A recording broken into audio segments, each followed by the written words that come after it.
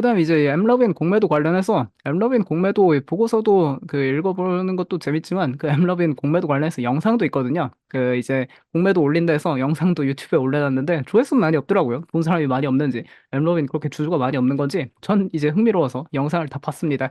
영상 상당히 재밌더라고요.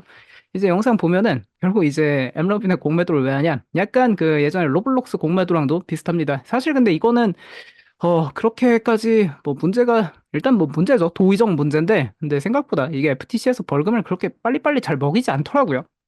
일단 왜 공매도 하냐? 뭐 첫 번째 이유로는 일단 어린이들한테 성적 광고를 내비치고 있다. 일단 엠러빈 같은 경우엔 어떤 광고를 하냐?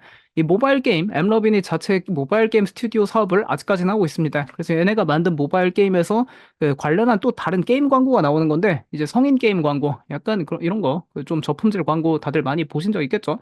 뭐 이렇게 조금 뭐 이런 퍼즐 풀면은 뭐 이런 데가 막 보인다 뭐 그러는 건데 뭐 너무 잘 풀고 있어서 지금 좀 당황스럽습니다. 근데 이제 이거 말고도 뭐 상당히 이제 좀 저품질 성적 광고가 많더라고요. 좀 과학적인 광고도 많고. 근데 그런 게 이제 나오고 있고.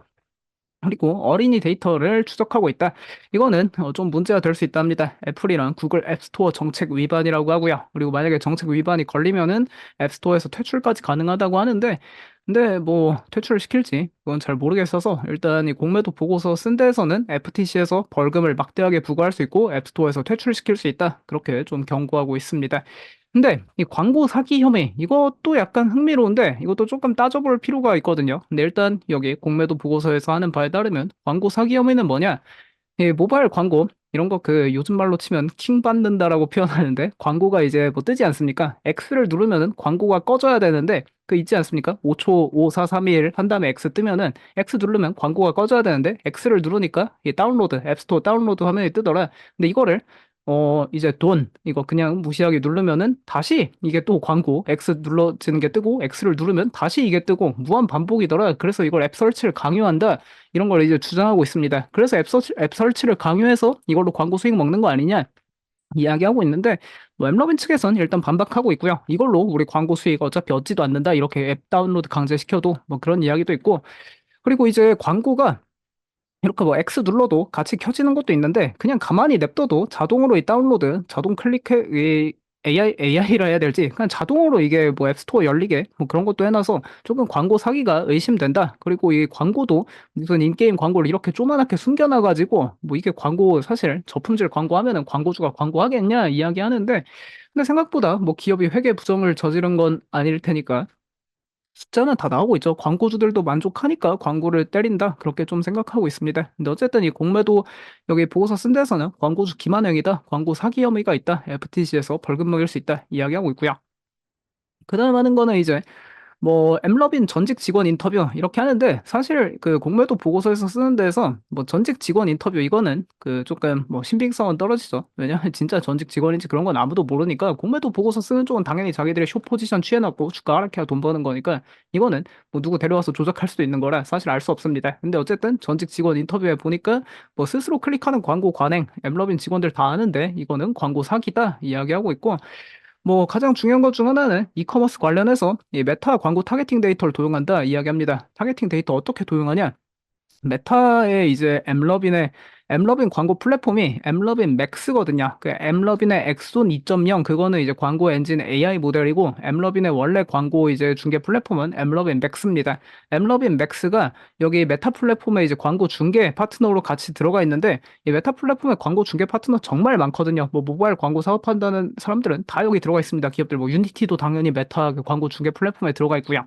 근데 이제 거기서 약간 엠러빈 이 맥스에 들어가서 엠러빈 측에서 약간 메타 데이터를 살짝 볼 수 있다고 합니다. 그래서 메타에서 이 광고 입찰 가격, 이게 고객마다 얼마씩 나오는지 이런 걸 해서 가장 가치가 높은 이 타겟, 누군지 파악한 다음에 그 이제 광고를 쏴주면은 그 사람은 당연히 이제 구매 전환이 가장 높을 거니까 엠러빈이 그거를 이제 몰래 몰래 베껴가지고 그냥 최소한의 비용으로 광고를 쐈다. 그런 거를 이제 공매도 보고선 주장하고 있고요.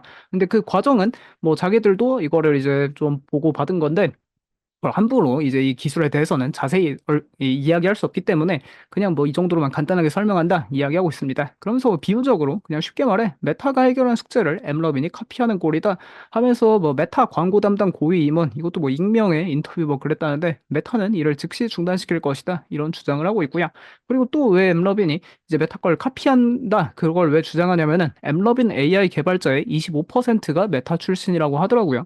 그래서 어쩌면은 좀 메타 이런 거에 빠삭하니까 그 데이터에 그래서 이걸 카피하는 거 아니냐 뭐 주장도 있고 뭐 실제로 뭐 페이스북에다가 뭘 검색했더니 그게 그냥 엠러빈 광고로 바로바로 나온다고 합니다. 뭐 페이스북의 개인정보 그 허용 그걸 안 눌렀는데도 그래서 이 엠러빈에서 도용하고 있는 게 아니냐 뭐 그런 주장도 하고 그리고 또 흥미로운 주장은 메타는 이제 퍼스트 파티 데이터가 있다. 그러니까 퍼스트 파티 데이터가 뭐냐면 자기들이 이제 사업을 데이터 그 플랫폼을 운영하니까 그 플랫폼에서 발생하는 데이터를 다 이제 그 취득해서 그걸 다 운영할 수 있는 거죠. 보고 데이터를 이제 분석할 수 있는 건데 엠러비는 퍼스트 파티 데이터가 없다라고 이 공매도 보고서 쓴 쪽에서는 주장하더라고요. 근데 이거는 약간 잘못됐습니다. 왜냐면 엠러비는 퍼스트 파티 데이터가 있고요. 왜냐면 여기가 자체 게임 스튜디오 사업을 하기 때문에 이 게임 관련해서 그걸 운영하면서 퍼스트 파티 데이터를 분명히 확보하고 있는 거는 사실입니다. 그래서 이 부분은 약간 좀 뭐 논쟁거리가 있다. 그렇게 보면 좋을 것 같은데 근데 이 엠러빈 어쨌든 공매도 보고서가 나오고 주가가 상당히 좀 변동성이 어마어마하게 커졌죠. 계속 주가 압박받고 있는데 근데 과연 그런 생각도 해봅니다. 이 지난 폼 13F 공개됐을 때 베일리 기포드 성장주 투자 관련해선 최고의 투자 펀드죠. 여기 상당히 똑똑한 사람들이 운영을 합니다. 근데 과연 여기도 사기를 당했을까? 뭐 그런 생각도 해보는데 베일리 기포드에서 지난 분기에 가장 많이 산 주식은 일단 엠러빈입니다. 비중을 5,400% 올려서 포트폴리오 비중의 한 1%, 포트폴리오 순위 한 22 정도 하는 것 같은데 과연 여기도 사기를 당했을까? 뭐 그런 조금 궁금증도 생기긴 하고요.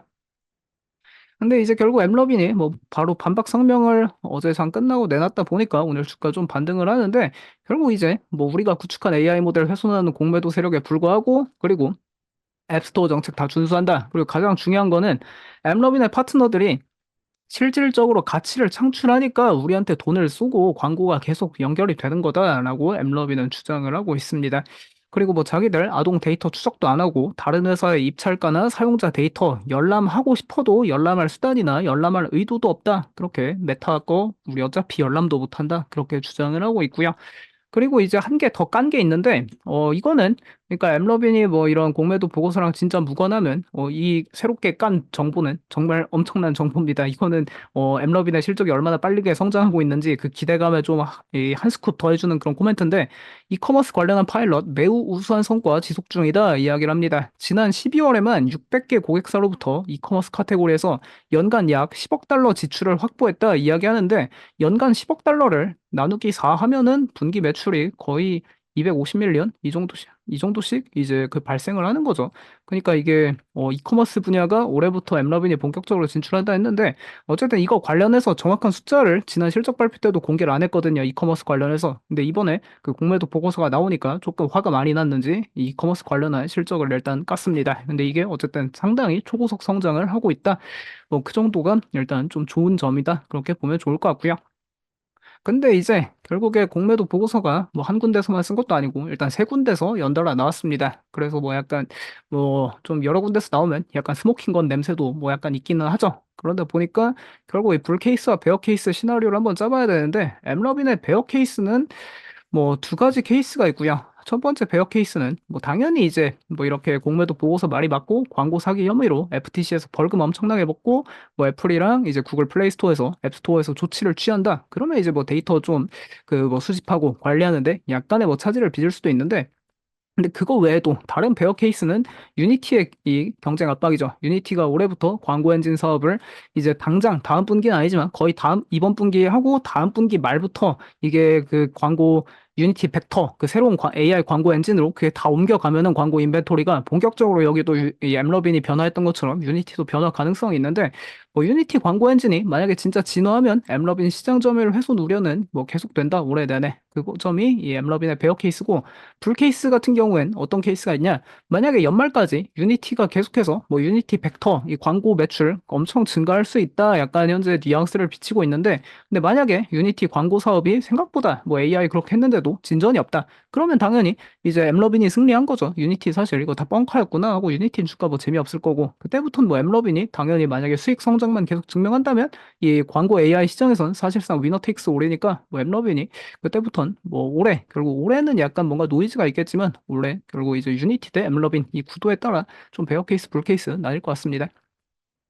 근데 결론적으로 뭐 보면 일단 오늘은 반박 성명 내서 주가가 4.6%뭐 일단 반등하는 모습 나타나고 있고요. 근데 뭐 엠러빈 일단 실적 발표할 때까지 좀 노이즈가 많을 것 같습니다. 그리고 추후에 약간 실적 발표를 해도 시나리오 전략 같은 걸 투자 전략을 한번 세워봐야 되는데 얘가 실적 발표를 하고 급등을 이때도 했는데 주가가 최근 빠진 거는 시장 이슈도 있는데 결국 유니티 때문이죠. 유니티라는 기업이 원래 엠러빈이랑 가장 큰 경쟁사였습니다. 그리고 한땐 유니티가 1등이었고요. 근데 이제 유니티가 어쨌든 반격을 한다고 하니까 점유율 상실 우려로 주가가 최근 좀 노이즈가 있는데 만약에 다음 실적 발표 때도 뭐 급등한다. 근데 또 이게 유니티가 또 그 다음에 실적을 발표하죠. 유니티가 만약에 뭐 상당히 진전이 있었다 하면은 또 이제 경쟁 우려가 있지 않을까? 뭐 그런 것도 한 번쯤 생각해 보면 좋을 것 같고 근데 반대로 이제 유니티 결국에 이제 뭐 노이즈는 계속되고 있고 그리고 유니티 측에선 일단 자기들은 완전히 광고와 AI 결합 이게 이번 분기 그러니까 이번 분기 새롭게 나올 실적은 뭐 조금은 아직은 모르겠지만 그 다음부터는 완전히 달라질 수 있다 뭐 그런 걸 계속 강조하고 있으니까 어쨌든 만약에 여기도 뭐 저품질 광고 사기 광고가 아니라 광고 엔진이랑 AI 효과가 진짜면 점유율 탈환 기회가 될 가능성도 있지 않을까 뭐 그렇게 보면 좋을 것 같고요. 결론적으로 올해 엠러빈 대 유니티 둘 중 하나만 거의 뭐 승리할 것 같은 그런 분위기가 연출되고 있습니다. 근데 이제 그 엠러빈 공매도 보고서를 보면은 사실 엠러빈 공매도 보고서인데 그게 약간 또 다른 이제 뭐 동의미의라 해야 될지 그 메타 플랫폼에 대한 찬양 보고서였습니다. 그 보고서를 싹 읽어보면은 메타는 정말 괴물 같은 기업이다. 메타가 만드는 광고 엔진은 도대체 뭘까? 뭐 그런 생각이 들 정도로 메타를 극찬하는 보고서였기 때문에 뭐 메타 플랫폼 뭐 이런 공매도 보고서 이슈에서도 가장 괴물 같은 기업이란 걸 증명했다 보면 좋을 것 같고요. 근데 엠러빈 투자 의견 오늘 한 군데서 업데이트 됐습니다. 웰스파고에서 투자 의견 비중 확대 목표 주가 538 제시하는데 엠러빈에 대한 공매도 보고서에 동의하지 않는다. 메타는 엠러빈 맥스 입찰 관련 이슈를 이미 인지하고 있으며 이 관련한 장치를 마련했다.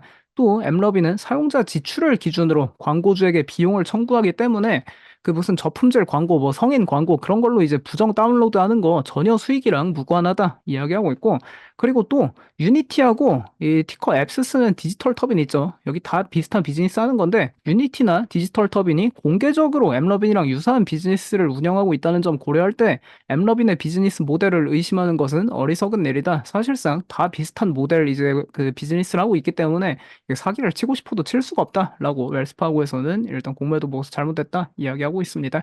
뭐가 진실인지 모르겠지만 어쨌든 뭐 올해 결국 승자는 둘 중 하나 되는데 엠러비 대 유니티 누가 되는지 그거는 뭐 각자 열심히 공부해 보시면 좋을 것 같습니다.